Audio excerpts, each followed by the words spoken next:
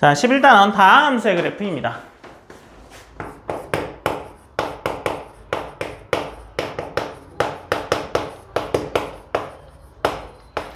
뭘 할 거냐면 여기서 첫 번째는요 1차 함수 그래프,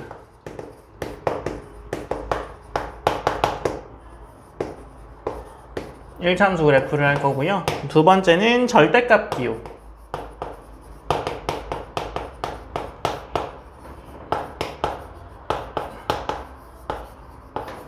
절대값 기호 있는 경우에 그래프를 할 거고, 세 번째는 2차 함수 그래프,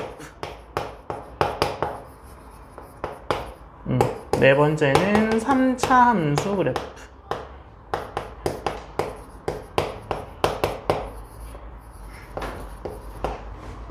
3차 함수 그래프를 할 건데요.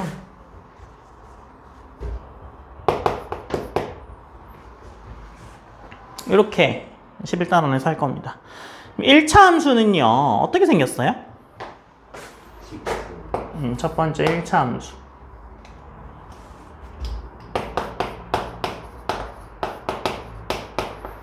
1차 함수는 y는 ax 플러스 b 이렇게 생겼죠. 그래서 a가 뭐예요? a가 기울기죠. 기울기. 그래서 a가 양수면 오른쪽 위로 올라가는 직선이 될 거고, a가 음수면 오른쪽 아래로 내려가는 그래프가 될 거고, b는 뭐가 돼요? y절편이 되죠. y절편. 그래서 y축과 만나는 점이 y절편이다 라는 거예요. 그쵸? 그래서 뭐 1차 함수는 뭐 별게 없어요.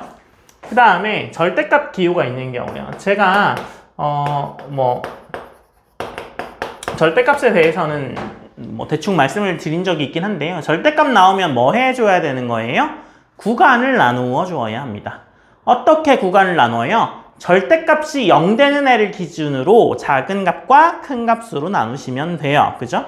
그래서 절대값이란 i 자체가 어떻게 되냐면, 절대값 성질을 한번 보죠. 그래서 절대값은 어떻게 되냐면, 첫 번째 절대값 a는 두 개로 나오죠. a가 나오거나 마이너스 a가 나오거나. 어떻게 돼요?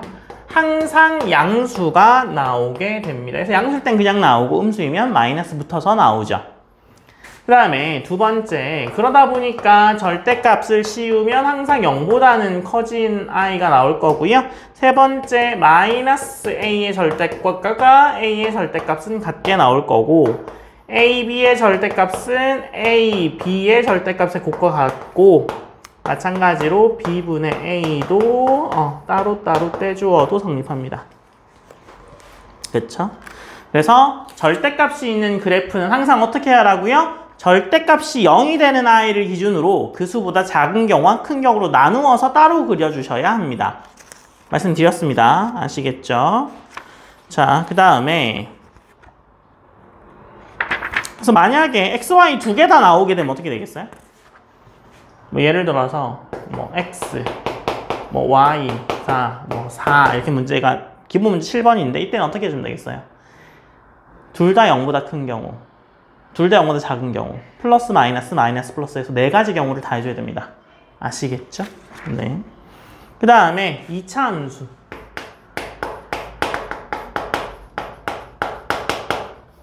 2차 함수 그래프도 그릴 줄 이미 아세요. 그죠? 맞아요? 그래서 기본적으로는 이렇게 생겼죠.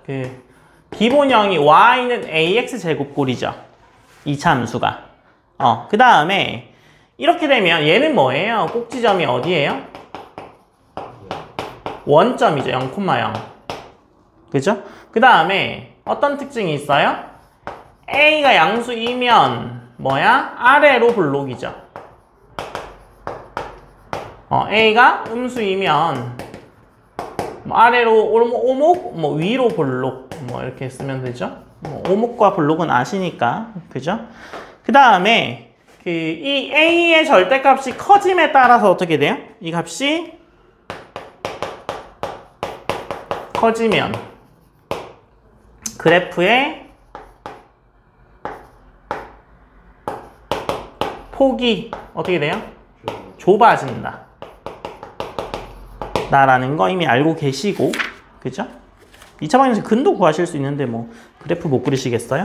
그래서 얘는 어떻게 생겼어요? 일반항이 y는 a의 x-m제곱 더하기 n 이렇게 생겼죠. 맞아요? 꼭지점 어떻게 돼요? 꼭지점? 꼭지점이 m,n이죠. 그래서 y는 ax제곱의 그래프를 x축으로 n만큼, y축으로 n만큼 이동한 그래프가 됩니다. 맞아요? 그 다음에 축은 어디예요? 축? 이거?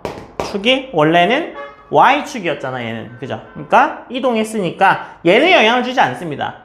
위아래로 움직이는 거는 축을 바꾸지 않아. 왼쪽 오른쪽으로 움직이는 것만 축을 반대로 바꾸죠. 그래서 y가 m인 경우가 축이 됩니다. 맞아요?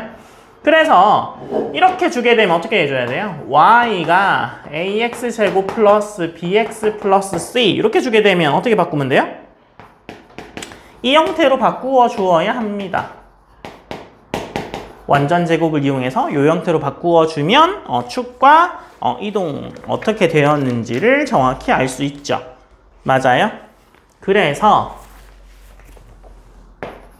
y는 ax제곱 더하기 bx 더하기 c의 그래프를 쳐다보게 되면 얘는 어떻게 바꾸어 쓸 수 있어요? y는 ax제곱 플러스 bx 플러스 c를 a로 묶으면서 완전 제곱의 형태로 만들어주면 뒤에 필요한 게 4a분의 b의 제곱 마이너스 4ac 이렇게 되겠죠. 그래서 얘는 이렇게 나오고 그 다음에 두 번째 그럼 얘는 꼭지점이 어디예요? 꼭지점이 2에 0 되는 거잖아. 마이너스 2a분의 b, 그 다음에 여기 얘는 그대로죠. 4a분의 b의 제곱 마이너스 4ac가 꼭지점인 i가 나오고요. 축의 방정식이 어떻게 돼요? 축이 x는 마이너스 2a분의 b가 축이 나옵니다. 맞아요? 그 다음에 포물선의 방정식은요. 포물선의 방정식은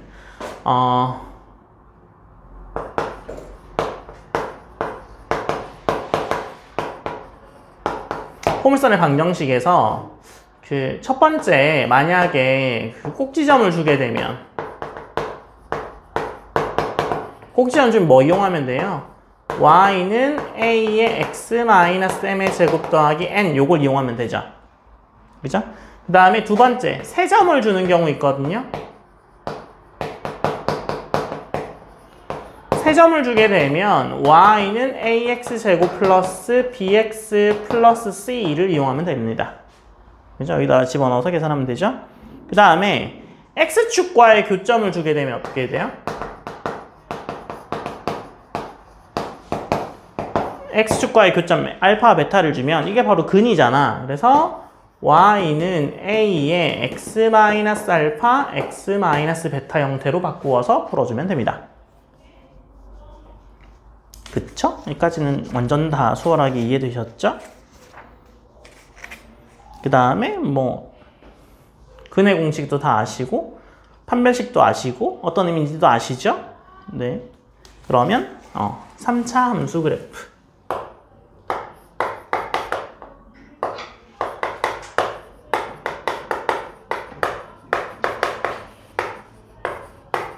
자, 3차 함수 그래프인데요. 좀 간단한 경우만 볼 거라서 y는 ax 세제곱인 경우와 y는 a의 x-m의 세제곱 플러스 n인 경우를 볼 거예요. 얘는요 어떻게 되냐면 그래프가 이렇게 생겼습니다. a가 만약에 양수라고 한다면 이렇게 생겼어요. 그래서 얘는 원점 대칭이야. 원점 대칭. 그죠? 그래서 원점 대칭입니다. 그래서 요거 y는 ax의 세제곱 이거 먼저 쳐다보면 얘는 원점 대칭이야. 원점 대칭. 원점 대칭 그래프가 되고요. 그 다음에 두 번째 a가 양수이면 이렇게 생겼어요. 이렇게.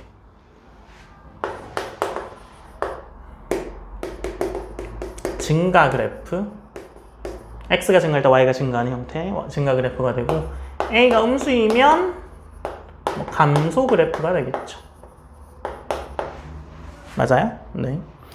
그 다음에 얘는요 어떻게 되겠어요? y는 a의 x-m의 세제곱 플러스 n은 뭐야? 이것은 y는 a의 x의 세제곱을 x축으로 얼마만큼? m y축으로 얼마만큼? n만큼 이동한 그래프가 되죠.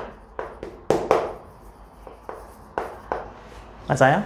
네. 그래서 이렇게 되고요. 원점 대칭이냐, 그 y축 대칭이냐를 판단하는 건요. 우함수와 기함수라는